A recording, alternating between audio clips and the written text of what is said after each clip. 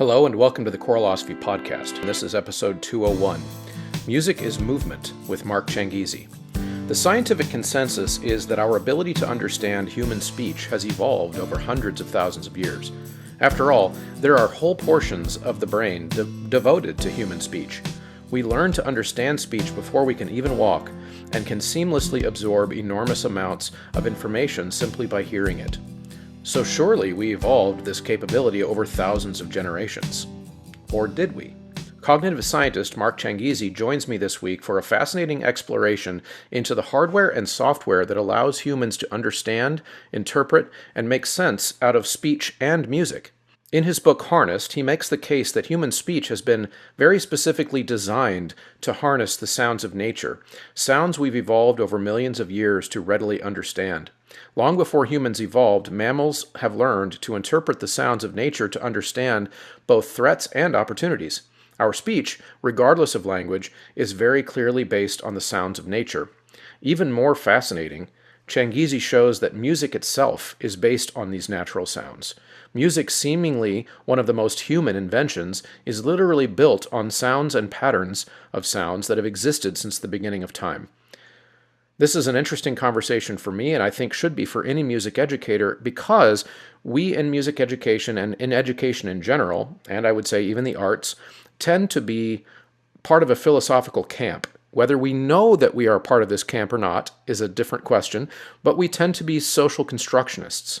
We tend to believe that the world is whatever humans dream it to be. And I think there is some truth to that in this philosophy that Mark outlines in this episode. He's really going to take kind of a marriage between the biological essentialist kind of view of the world and the social constructionist view of the world, and make an argument that speech and language is actually an interaction or an interplay between both of those ideas. And that kind of fits my bias as well. I've always been it's obviously both kind of guy.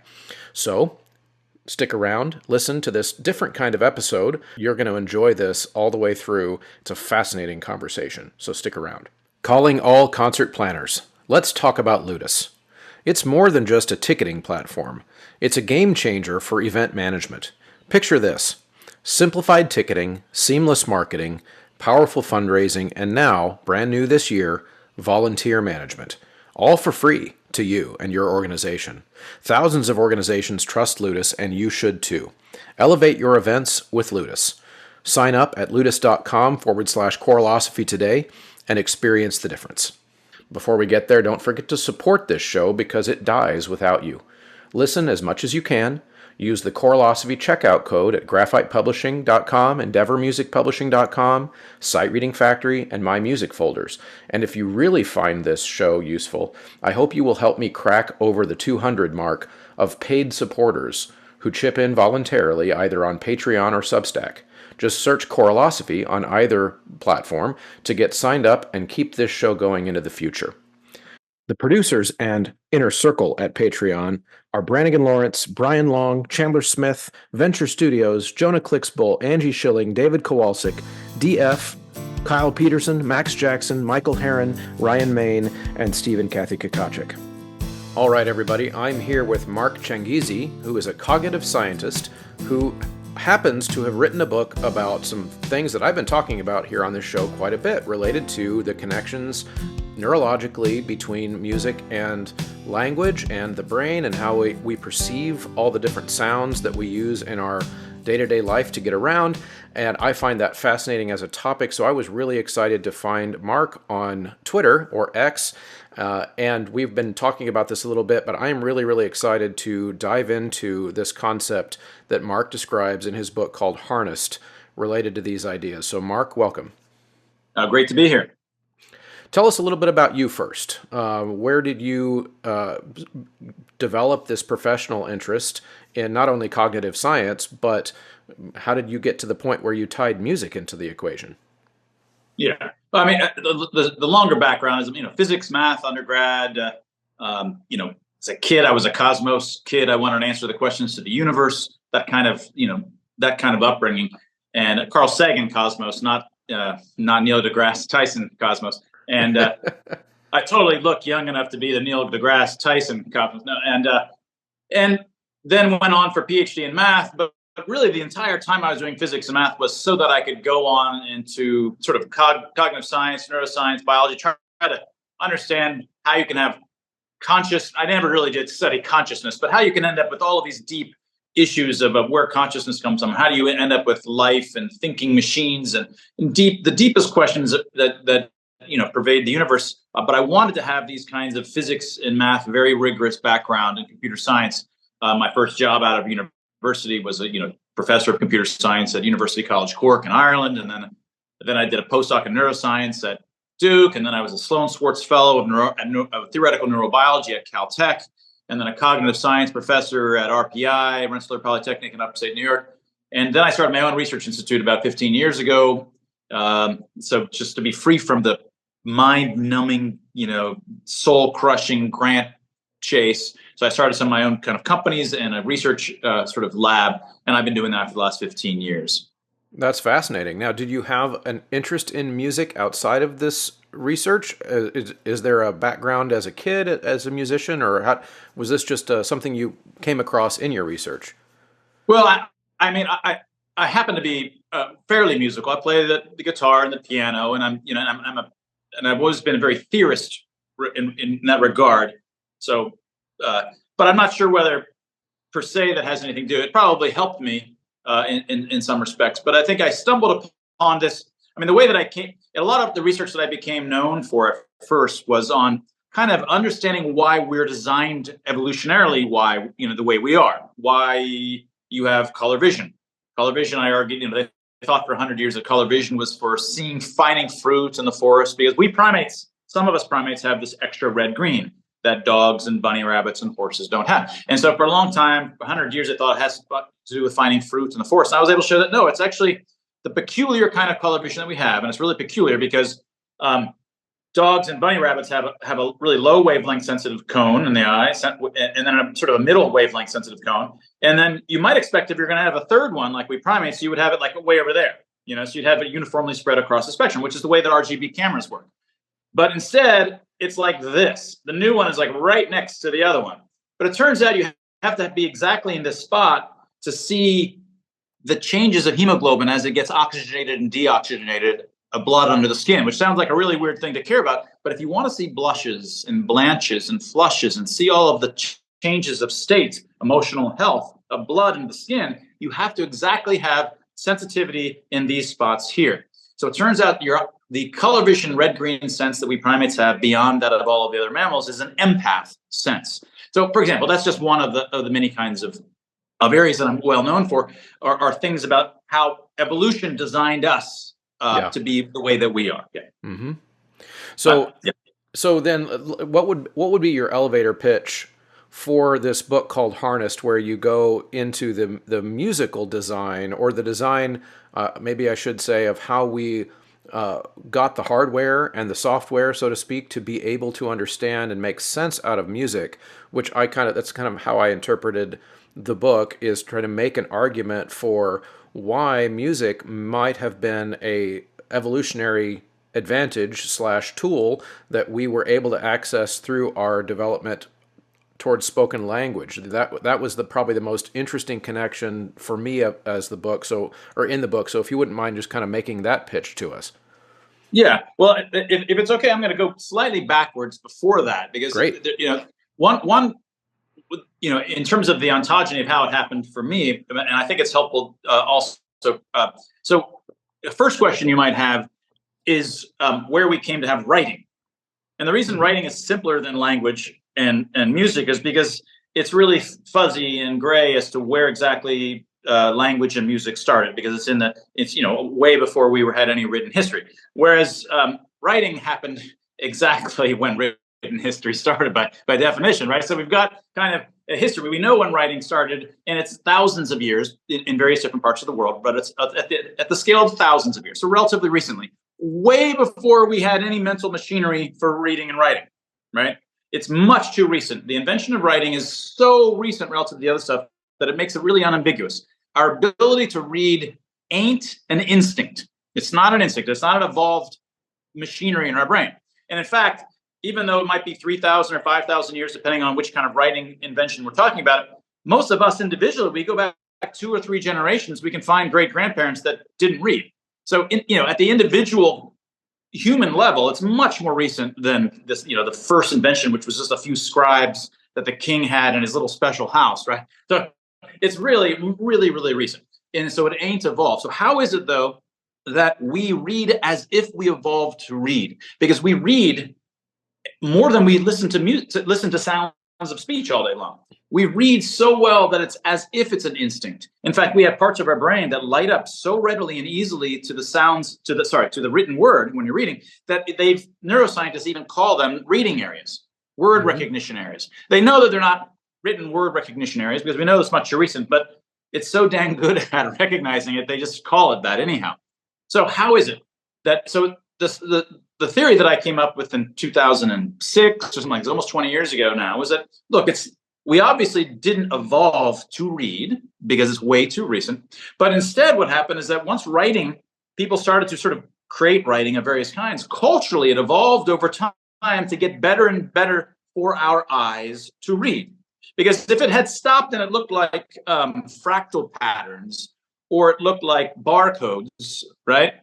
Well, you could probably train kids to read barcodes, but you might end up reading, like, I don't know, instead of whatever we can read today, hundreds of words per minute, you might be down to 2 words per minute or something like this. You'd top out really quickly because barcodes just suck for the human visual system. Yeah. What you want for the human visual system is what the human visual system is good at. And what is the visual system already evolved to be good at? It's evolved to be good at processing, recognizing objects in the natural world. And to make it even simpler, it's recognizing opaque objects strewn about. It's just a bunch of opaque. We're not like creatures floating in the ocean with semi-transparent jellyfish, something like this. No, it's pretty much opaque objects strewn about. So in a world where you've got opaque objects strewn about, you can actually work out what kinds of combinations of contours tend to happen. Like, for example, L junctions. An L junction happens a lot, and that's just at corners of objects. T junctions also happen a lot. Just whenever some object goes behind an object, you end up with T's at all those occlusion points. T's happen a lot. X's actually don't happen. X's are rare. X's happen with semi-transparent situations, but they don't happen with opaque things. So X's are in fact rare. Those are the 3 cases of 2 contours interacting in some way. But if you expand it to the space of 3 contours interacting in some way, there's 32 topologically distinct ones, like N, which is equivalent to Z, as far as this is concerned. You end up with many others, depending on, it's like a T, well, like a pi, like the letter pi, the Greek symbol pi would be distinct from K, which would be distinct. And Y is another one. And so there's all these topologically distinct ones. So you can just ask, well, how commonly do these different kinds of letter shape types happen across hundreds of writing systems? And how common do these distinct contour conglomeration types happen out in the world amongst opaque objects? And in fact, you can work it out. And it turns out you get a particular graph of the really common ones and the really rare ones. And the common ones that are common in writing are exactly the common ones in nature. And the rare ones in writing are the rare ones in nature. Writings evolved over time, culturally evolved, to fit the human brain. And it fits the human brain by looking like nature. So the letters evolved to look like nature, thereby harnessing, this is the word harnessing your visual object recognition system, which never evolved to read, but it's harnessing it and turning it into a reading machine because it's tricking it. It's making writing look like, natural scenes at some level. So your brain just thinks that you're processing natural scenes, and it's none the wiser, but it's in fact reading. All right. So that's the trick for how we came to be such great readers. So in your theory then, would that explain why writing systems, even though they're pretty recent, as you said, why they've also evolved over time to look like the written language, even written English, looks different than it did 1,000 years ago, because people, and trying to fit this into your theory and tell me if you think I'm getting it wrong, but people are just democratically around the planet or around the English-speaking world, or really even any other languages that use our letters, are tweaking the way that the words look on the page to help convey meaning more clearly, experimenting with trial and error, the shapes, the fonts, all those types of things, to the point where now I feel like in 2024 we can even convey meaning with what font we use. Yeah. Like, you know what I mean? Right. Yeah. Yeah. No. So this discussion thus far, until you mentioned that, is more about the evolution of just writing systems, of course, of which there's many hundreds of writing systems. My research paper looked at 115 writing systems over history where we had data from it, and the idea is that they all independent. Many of them have shared origins, but over time they diverge just because they're separate populations, and they still retain the same kind of signature of natural objects, even though they evolve and end up with different kinds of shapes. But and so they all look like nature, and of course logographic writing, like in Chinese writing, where the letters are much bigger. They have not just three alphabets, and other ones like this typically have about 3 contours per character, more like junctions in the world. Whereas logographs, the entire letter is just the entire character has a meaning of a word, or at least a morpheme. And so they're actually culturally evolved to look more like something at the word level rather than at the sub object level, rather than looking like something at the sub object level. But yeah, more recently we have just an explosion of font types. I mean, from a dozen font types maybe 100 years ago to now thousands of font types, and the little subtle features that they have. I haven't tried to study this. It's exactly what do serifs mean? Serifs versus sans serif versus all of these kinds of things. But I would bet that they're all get their connotations and associations by virtue of something in the world, something about the world that it suggests that it's coming from, the kinds of contour that it's craggly or sharp or versus smooth, and smooth things coming to more the harness book. The next thing was, some of these things have associations with different kinds of sounds. Certain kinds of looks associate with certain kinds of sounds, and so maybe it also has auditory association. But that's a whole, and of course now there's an explosion of emojis and all of these other kinds of worlds, because the electronic media allows us to have logographs and just and little emojis which connote a lot more than we could ever do in writing before. Yeah. And that's in 100 years, you can imagine the world of emojis and similar sorts of things will probably be potentially hundreds of thousands of possibilities. We're all good at using them. That's how I envision it too. I think it's just going to continue to evolve. I would imagine that it would evolve more over the next 1,000 years than it did over the previous 1,000 years, because all of that seems to be on kind of a exponential curve in terms of communication, technology, etc. But I do have a question that I want to kind of go back. To stop you right there, the counter argument to that you could argue is that before we were all these separated populations and had an independent evolution going on. That's true. Yep. So kind of now it's an English writing world. I mean, there's others. Everybody who's non-English speaking still has to get good at it. So you could argue that some of the selection pressure isn't as good as it was because there's just not these independent evolving things. So it's a little unclear. I'm not sure there's tons of selection pressure still going on even within the use of Latin letters, but how they trade off against one another, I'm not sure. Yeah, of course. Now the evolution of slang seems to be a whole lot faster because of the technology. And of course, I imagine that's happening in the non-English speaking world too, but I can't speak to that. That would be kind of where I would get my assumption that all of these things are just going to evolve faster because we're passing the ideas quicker than we used to be able to. Yeah, but the whole reason you have like R&B and a lot of what makes America cool is we had a lot of subsets of the populations, country music and R&B and blues. And the blues, a lot of these came out of, let's say, African-American sub-communities, which just didn't hang out with white communities. And of course, that's terrible. The causes of that are terrible, but sort of the independent cultural evolution side effects was that you end up with independent evolution of distinct kinds of styles of culture and music in this case. And now you could argue that a lot of those kinds of sub-community divisions are gone, which is good.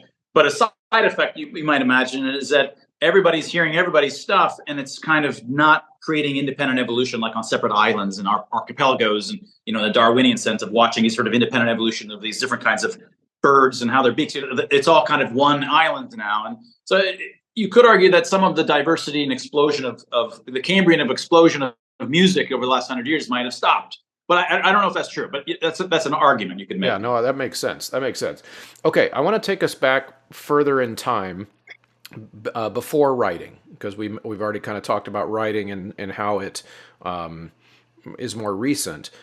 In your book, it seems to be that what I'm picking up is that we would not really be able to understand music the way we currently use it and conceive of it had we not evolved the ability, the software and hardware, to do spoken language, because we have to have already learned how to interpret certain types of sounds.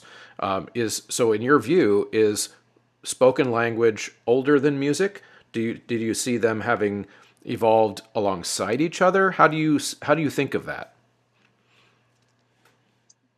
Well, in the book, I certainly don't make any claim about one being more primary than the other. I think they're in principle they could have been independently evolved. That is, there are selection pressures that push for speech, and spoken language are quite different than the selection pressures that cultural selection pressures that it would have shaped that of music. Mm-hmm. Now, I think there's combinatorial aspects of both. Of course, music is, of course, massively combinatorial and has grammars in some sense, but that doesn't mean that it's like language, except in the very simplistic sense that, lots of behavior has combinatorial aspect in terms of how your muscles combine to create behaviors, complex behaviors. So we don't want to call something language like merely because it happens to be combinatorial. All things are are combinatorial. Now, if anything, you find lots of music-like features in speech. So in speech,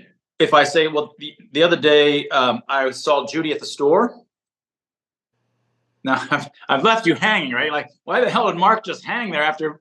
So I've this tone that I left up means that there's something more to happen. So what I've done is, with that proposition, I've added some emotional content with the intonation and having it rise. And that is you could argue is something that's potentially found more in music, or it's more central. That tone change would be much more central to the whole stuff of music, where we tend to think of that as secondary in the case of language. Whereas in music itself, except of course when there's singing involved, but separating out the singing that's involved in music, you could imagine there's really not much that's language like at all. It's just its own whole system.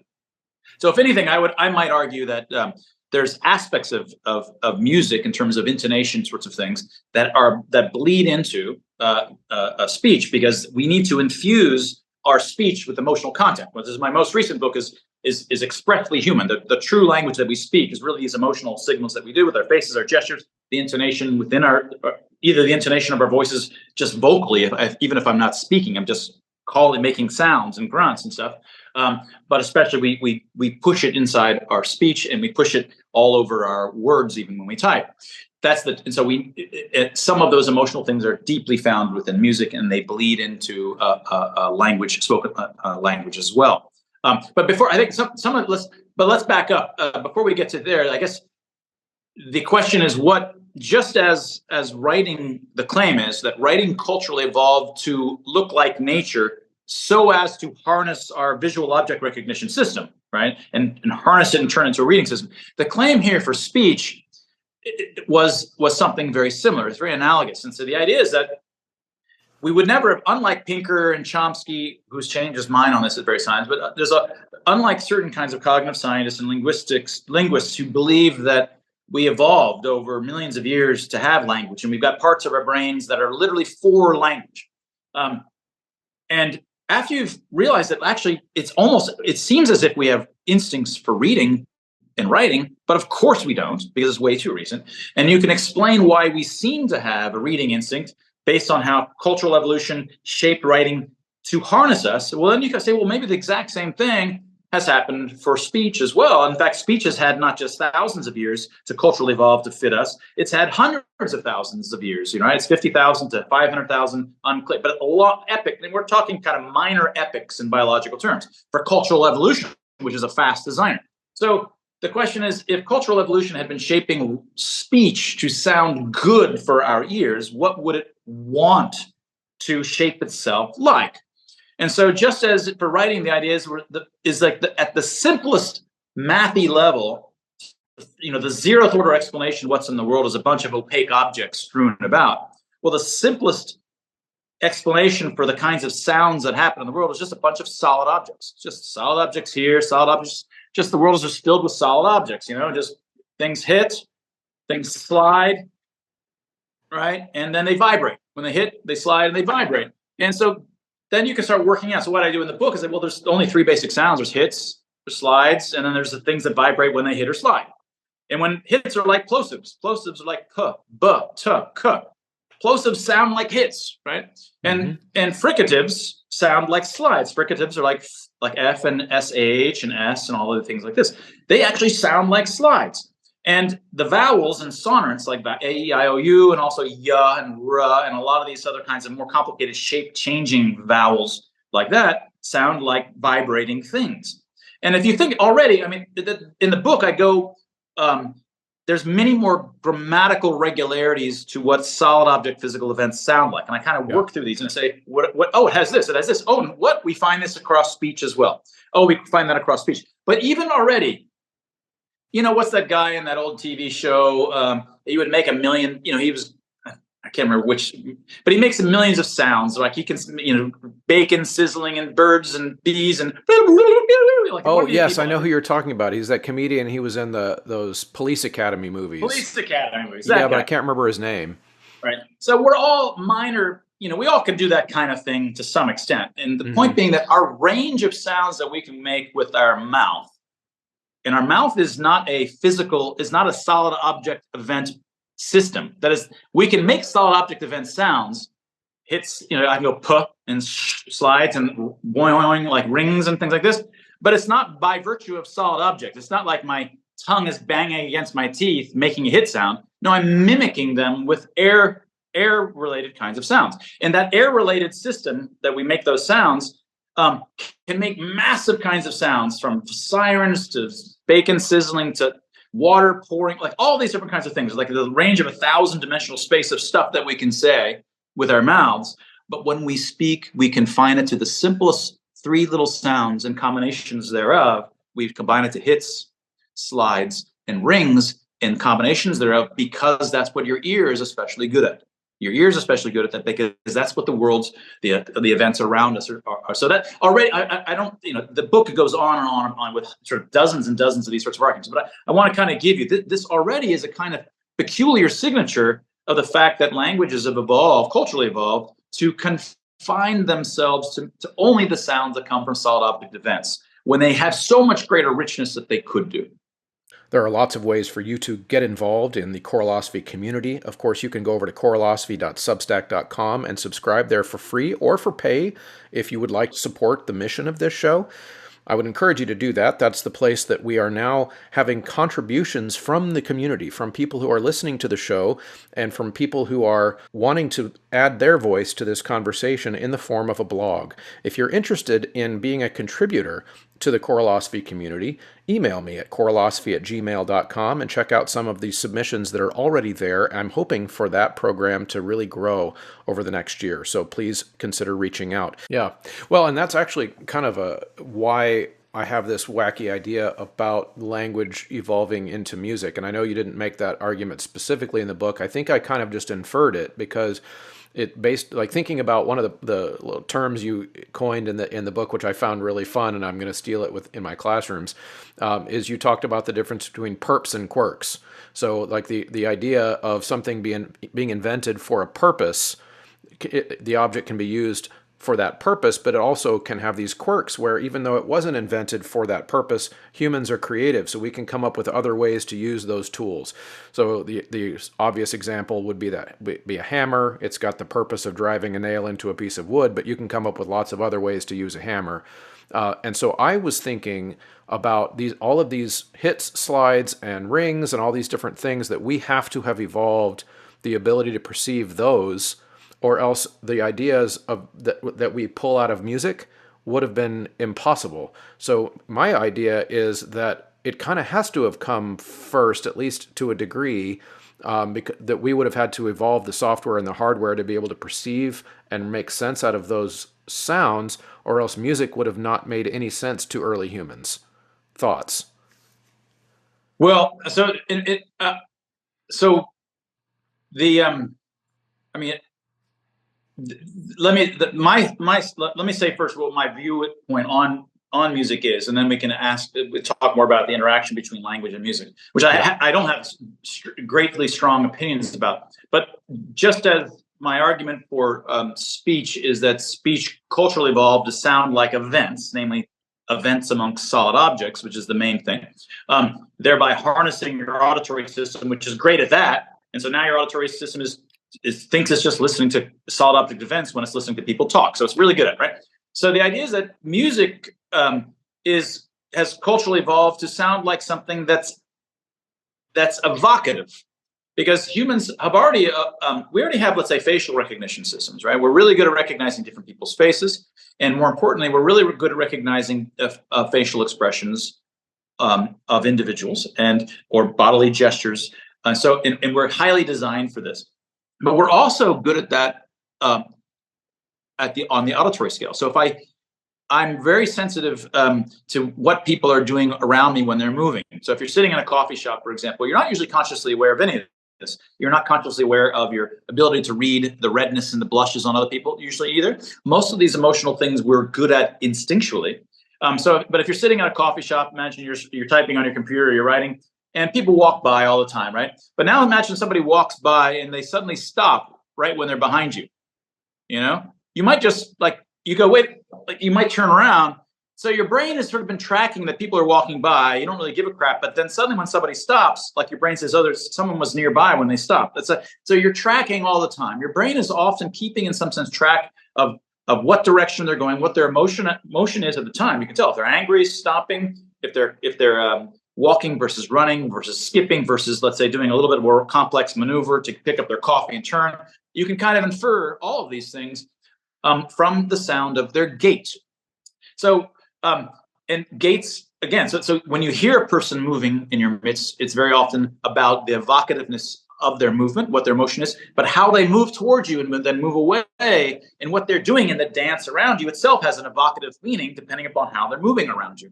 And so the idea is that you would have already evolved a brilliant auditory human movement senses, because we've all animals evolved to have brilliant auditory and visual and all kinds of senses of the other conspecifics, others of their own species. And so the idea is that music has culturally evolved to sound like a human just moving around in your midst. And it's usually probably a fun, interesting, or sad, or exciting, or annoying, or whatever. So it's doing something. Different kinds of musics might have different kinds of attitudes, right, of the mover moving in your midst. But that the argument is that it has exactly the sounds of a human moving. And so then the story to defend that is, well, what does a human sound like when they move? What is the grammar or the regularities that happen when a human moves? And well, the most basic thing is they've got a beat, because when people walk, there's a beat, and then beats are typically in this particular range. And of course, they also have Doppler shifts. In fact, they're subtle, but all things that move in the world have Doppler shifts. They're a little bit higher pitch when they're coming towards you, a little bit less. And if it's a B, it's actually really consciously noticeable. And if, of course, in the modern day era, we can hear it with cars all the time, they get louder as they're closer. They get less loud as they're far away.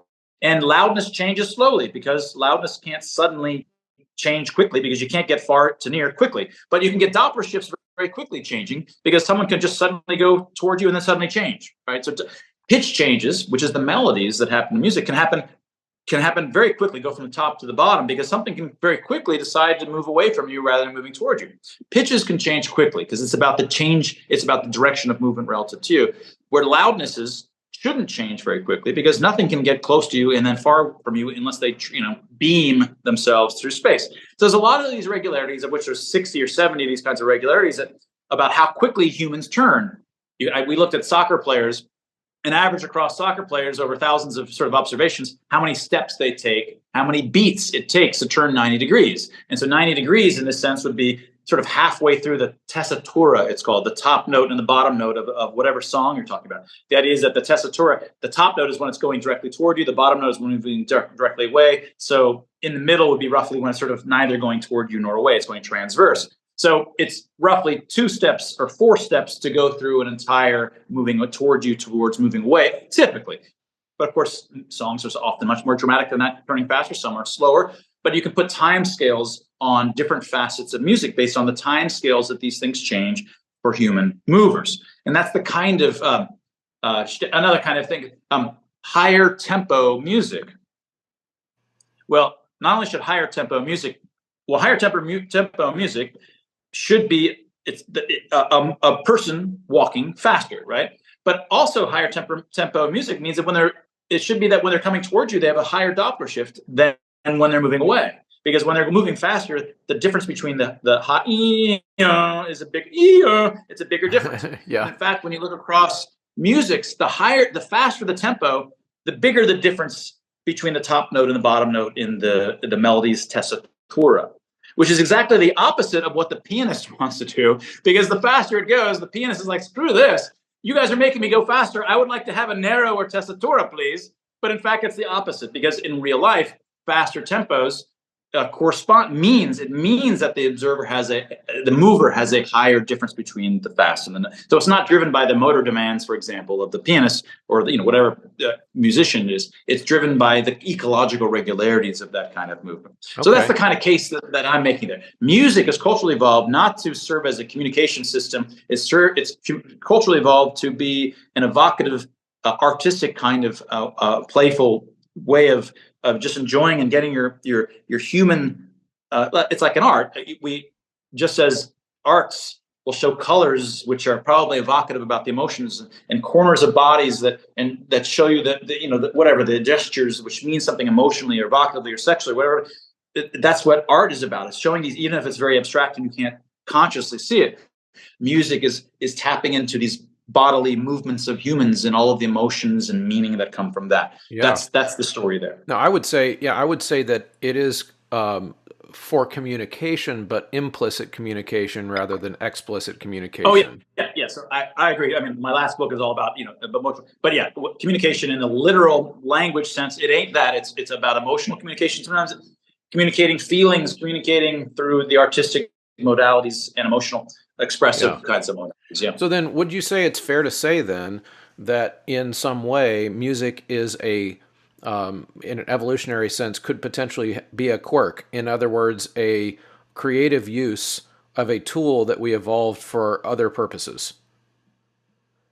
Well, the way that I think about the quirks and perps is that I'm trying to understand these cultural artifacts that make us sort of modern human 2.0s, I call ourselves, right? We're biologically just like our ancestors, let's say 500,000 years ago, who I call human 1.0s.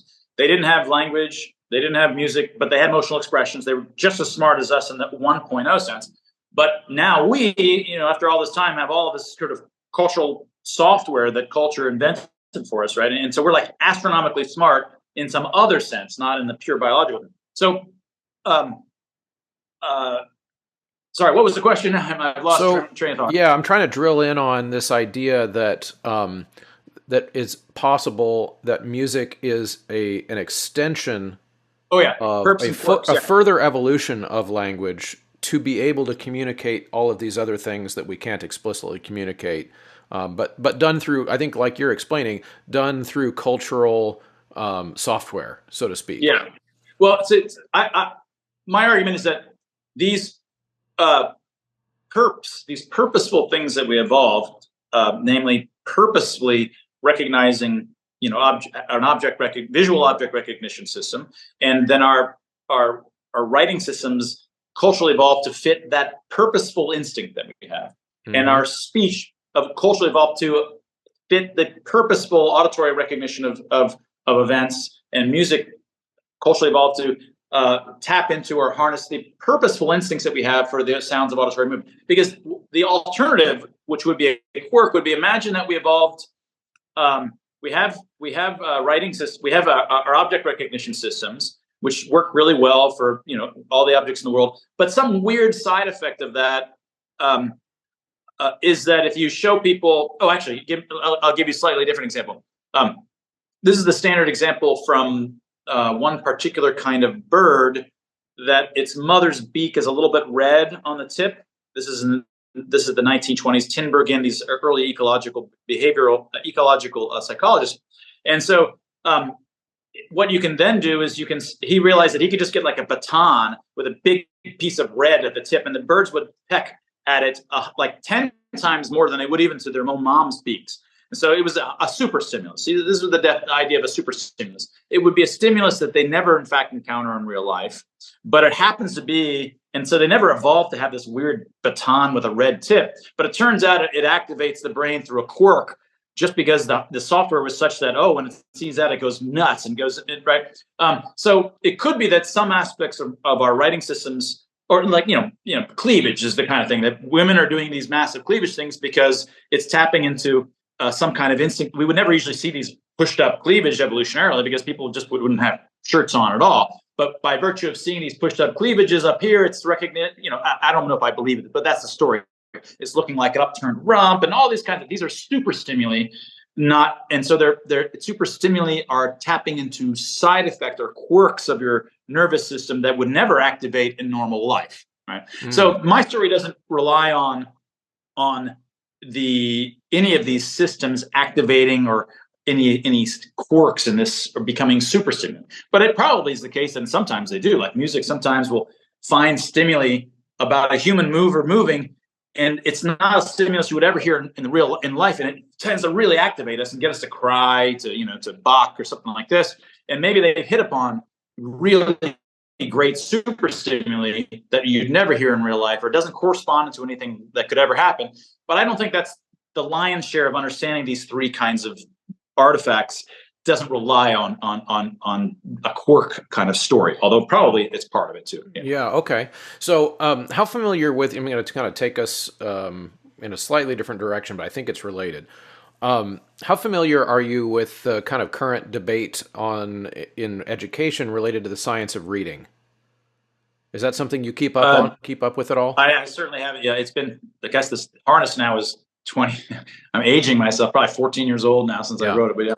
15 years old. The short version is essentially that we are discovering in education now that we've been teaching kids to read wrong for quite a while, related to the neuroscience of that. And part of that gap has been not enough focus on teaching kids the phonics aspect, the phonemes, and being able to recognize them from our visual written system. So the idea that a kid could be taught to look at the symbols on the page and hear a sound in their head, have that be like something they can actually hear. Now, of course, I'm a music teacher, and so I find that fascinating because one of the things I do every day is I try to do that with kids where I'm showing them written music notation and trying to teach them to hear a sound in their head, whether it be a pitch relationship or a how long does this sound have to happen.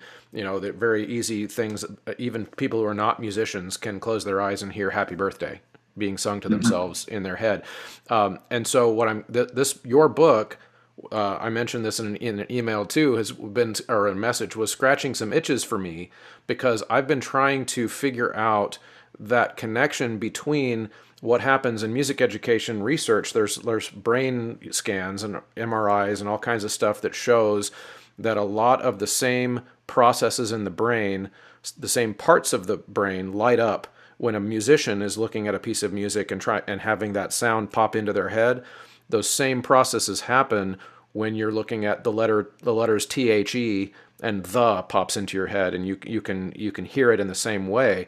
Now, music, of course, as we've been discussing, is quite a bit more complicated. There's a lot more specificity of pitch, but I find it interesting to try to think about the story you're telling as a way that music could be connected to language in deeper ways than we even imagined.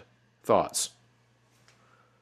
Yeah, I think that for me the connections are I mean, there's two different kinds of connections. Even in the absence, even if you're talking about spoken language, which is with Stephen Hawking's voice, right? Like the old computer voice that we used to always do for Stephen Hawking, right? No intonation, like then certainly the nervous system that it's going to have a lot of overlap in what's going on.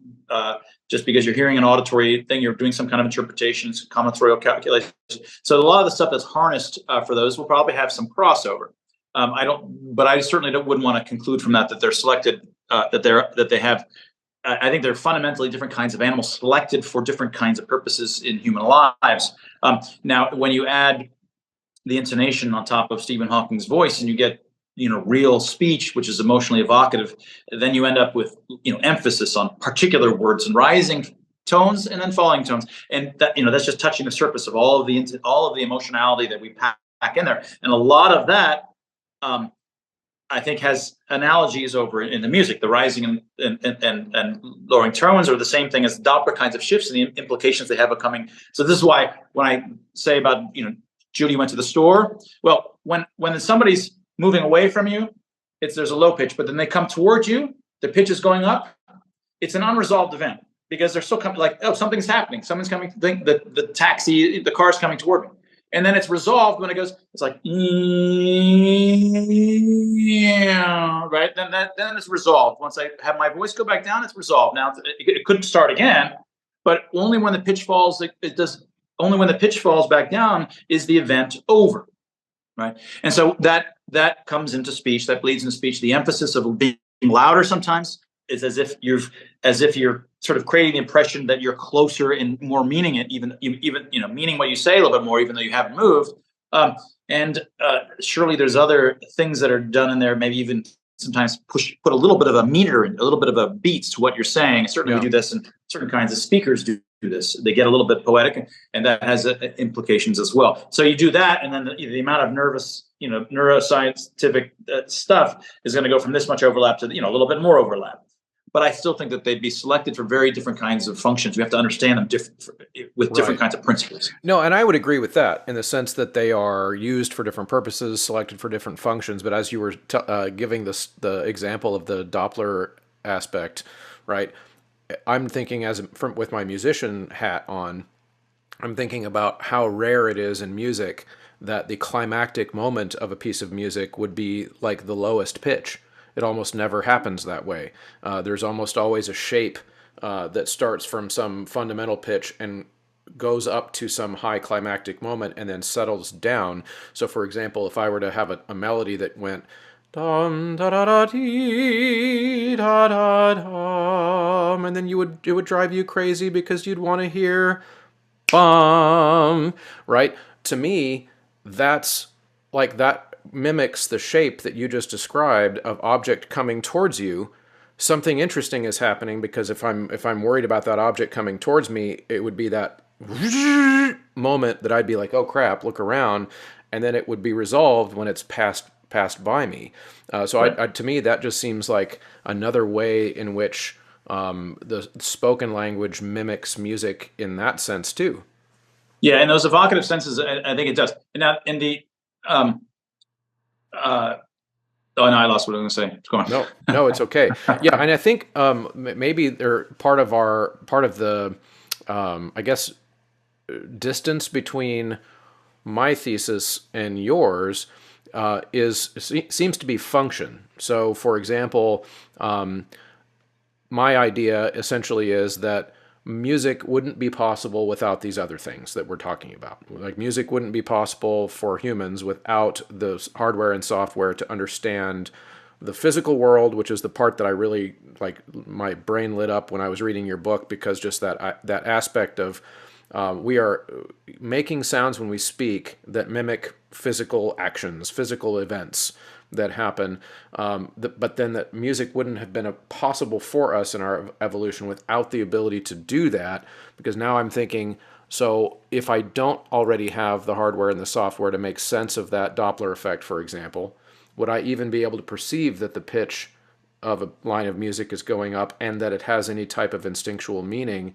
So to me, it's what I get out of that is that when we do music, what we're doing is we're using a lot of these tools that have been evolved, but just for more evocative, more implicit purposes, and maybe even things that we discovered through cultural evolution that just aren't sufficient about spoken language. Like there's lots of famous quotes about this, right? Like music speaks when words fail, those types of things.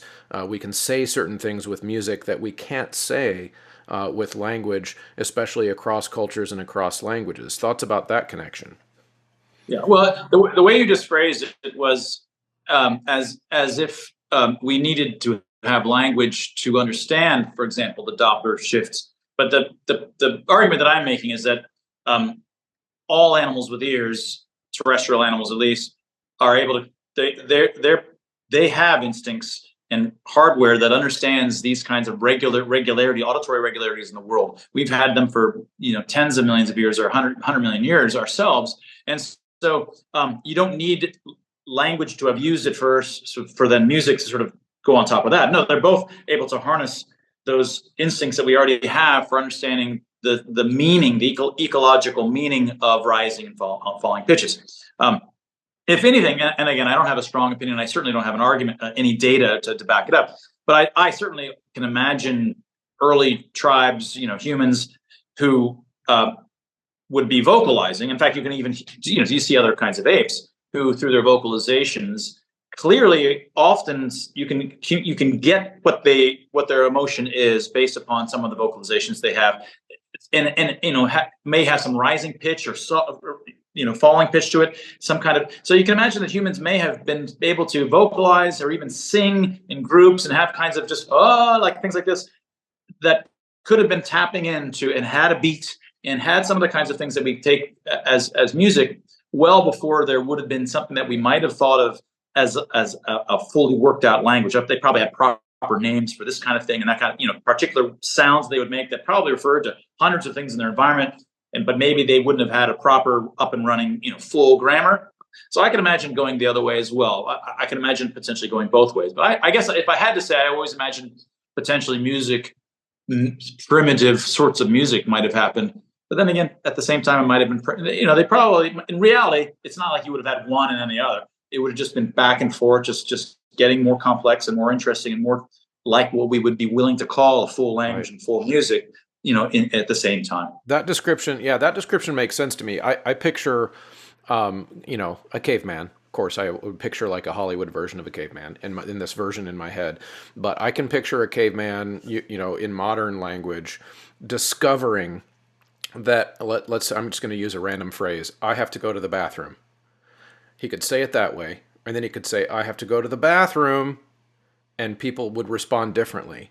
And I can picture as primitive language starts to develop, early humanoid species discovering that when I alter the length of a sound or the pitch of a sound, people respond differently to what I'm saying. And then that I could see how that would progress towards a sung expression as I start to play with the various different, I'm individualizing what would be a very, long-term evolutionary thing. But so I think when you said that it's very possible that early humans would not have had a fully worked out linguistic system before they started playing with music alongside of that I think to me that makes the most sense. It's like one of the things that we would probably ancient humans have played with simultaneously. Thoughts? Yeah. I think so. I think, and then probably there was a long period of time where we have a very small bottleneck of human genome that there's very few human.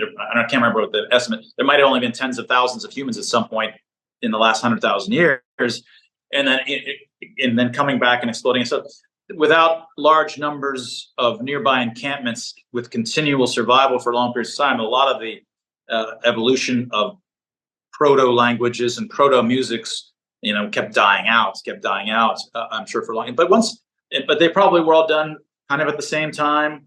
And the only thing that was kept, during all of these deaths, in some sense of losing it, they always had their emotional evocative systems, which were always there, which we evolved for for tens of millions of years, which was both, gestures, facial expressions, but also vocalizations, because we've had vocalizations for epochs longer than we had anything that we would call even proto language or proto music. And those vocalizations would have been associated with certain kinds of gestures and facial expressions and have well worked out, understood meanings long before music or language. Yeah, no, so let's, this is all really, really interesting. Let's take it in one final direction. And this is really just to get your your take on why you would have written a book like this in the first place. Typically, I know I've never written a book, but I'm a podcaster. I've been doing this for quite a while, and anytime we put ideas out into the world, we're hoping that somebody gets something out of that, and that some understanding that other people don't see can be gained from that. So, are you really just that much of a nerd that you just wanted to write something about this, or is there something that you really want people to take away from either this conversation or from your book that kind of drove you to write it? What's the key thing that you wish more people understood? Well, I mean, there's, I guess, two different kinds of answers. The first is like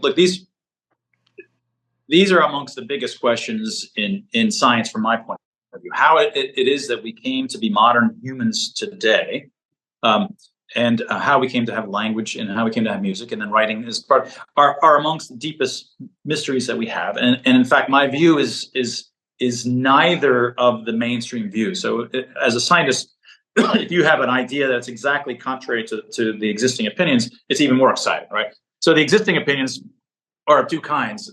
One is sort of characterized by Pinker, who was that, look, language has to be an instinct because, and then he makes all these sorts of arguments. They're all good arguments. They're good arguments that we're so darn good at it. It has all the properties. It seems like it has to be the case that there's design there. And of course, the reason is, in my side, like, I can accept everything you said is right, Stephen, because the reason it seems like an instinct is because there was all of this design for it. But it's not us having evolved to have language.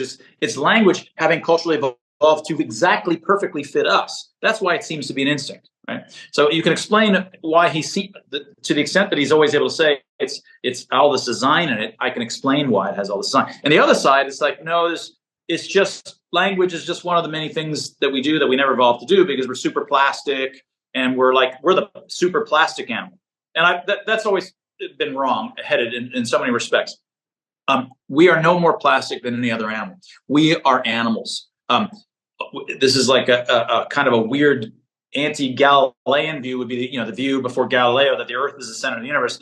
A lot of scientists to this day still believe that, well, there's the world of zoology and then there's these humans which are unique and special, and all of the laws of how plastic animals are, how non-plastic they are, doesn't apply to us, and we're these special. No, we're not special. What made us special, it was not the biology, was that once we got enough humans together for enough period of time, we could get another blind watchmaker, another new designer up and running. In cultural selection, cultural evolution is a new designer that designs at thousands of times the speed of natural selection. And so with cultural evolution up and running, we were able to evolve without biologically evolving. We evolve because it keeps creating all of these artifacts which harness our current and unchanged instincts, harness in more and more interesting ways to allow us greater and greater powers. Trial and error. Modern world. Trial and error. Trial and error, and these are the selection processes. And sometimes we're a little better than the natural selection, because sometimes when you're doodling, let's say, a new writing system, some dude or lady, whatever, 4,000 years ago, because I don't like that one. Let's try. They might be able to make their first guess at our writing system is going to be maybe a lot better than what natural selection might have done. It would have been a lot slower. So that's why it's much faster. So there's I guess the first answer was that, look, these are huge questions in the field, and there's massive gorillas in terms of the people that are arguing that it's an instinct, are like the biggest gorillas in science in terms of the biggest heavy, like Chomsky and Pinker, right, on one side, and then you've got all these other types who say, no, we're just super plastic, and that's a huge camp on that side. And I'm just able to come along, look, neither of you are right. It's because of cultural evolution which has shaped these things for us. So that's my viewpoint, is sort of trying to break that kind of impasse. But the other kind of really fun part of this is that it changes what you think about what it is to be human, because I think a lot of people misunderstand what it is to be human. They take our human 2.0 selves today with all of this cultural software that cultural evolution gave us, and they think that's what it is to be human. It's almost impossible for us to imagine that being human in the 1.0 biological sense, before language and before writing, all these was just like kind of an extra smart chimpanzee. We were, our brain, our encephalization quotient, that how big our brain is relative to our body size, is, I don't know, let's say a couple times bigger than that of a chimpanzee. But instead of being twice as smart, we are now thousands of times as smart in some appropriate sense. But none of that is due to biology. Everything that we take to be intrinsically human, language and music and the arts, none of that is intrinsically human in the biological intrinsic sense. We are ultimately a cultural animal, and our human, to understand who we are, we have to understand ourselves as human 2.0s who have been riding on the backs of cultural evolution, which has been shaping culture around us, so that as we move forward, it's like some of these pictures where the king steps forward and all of his men are putting like something underneath his feet, so he's able to, everywhere he walks, it's on this bumpy surfaces, they're creating something for him to walk, so that every step is so nice. Cultural evolution is in some sense doing that, creating all of this stuff around, so our existing bodies and brains can bring us higher and higher and higher, into creating a new kind of creature out of us in some sense. Yeah. So that's the story of farm. It sounds almost like you are finding, your theory is finding a marriage between, this is a totally different podcast, but finding a marriage between the social constructionist kind of philosophy and the biological determinist type philosophy, where you're basically making an argument like, no, it's both. It has to be both. Thoughts? Yeah. In a nutshell, you could say that it has to be both. Yeah. Yeah, that's really, really good. Mark, this has been really, really fascinating. On the way out, if you wouldn't mind, I already have the book Harnessed, but if you have any things you want to plug, like other books that you've written, things where we can find more of your interesting thoughts. Yeah, you can find Changizi.com. You can see all my books there. My newest book is Expressly Human. It took 15 years to write. It's on the origins of emotional expressions. Darwin, 150 years ago, asked, why do we have emotional expressions? What are they really for? The idea is to derive from first principles. You say, look, suppose I can't speak, and Chris can't speak in the regular old language like sense, but we need to negotiate. We need to have some kind of system that allows us to negotiate and compromise. What would the simplest such system have to be? And when you work that out mathematically, you can derive that exactly the emotional expressive system that we have is what's needed to engage in these kinds of is exactly what you need, what we have today. So it's called just Expressly Human. That's my latest step. That's awesome. Well, I'll put links to that stuff and I'll track it down. I'll put it in the show notes. Mark, thank you so much for joining me. It was a pleasure to be here. Thank you all for listening to this episode. As always, the way that we keep Choral moving into the future, we just hit 5 years, and the way we hit 5 more years and continue to grow and expand, the way that this platform can be valuable to you, the listener, and can continue to be valuable to the music education landscape is you being involved. The ways that you can be involved, of course, are entering the Choralosophy promo code at all the websites that allow that. They are amazing partners that have been with us mostly since the beginning. That's SightReadingFactory.com, MyMusicFolders.com. That is also EndeavorPublishing.com and GraphitePublishing.com. You can also, of course, go over to Ludus and check out their products. You can do the things directly for the show that help, like go to patreon.com/Choralosophy and chip in $3 a month. And if you can't do any of those things, I just want you to join the conversation.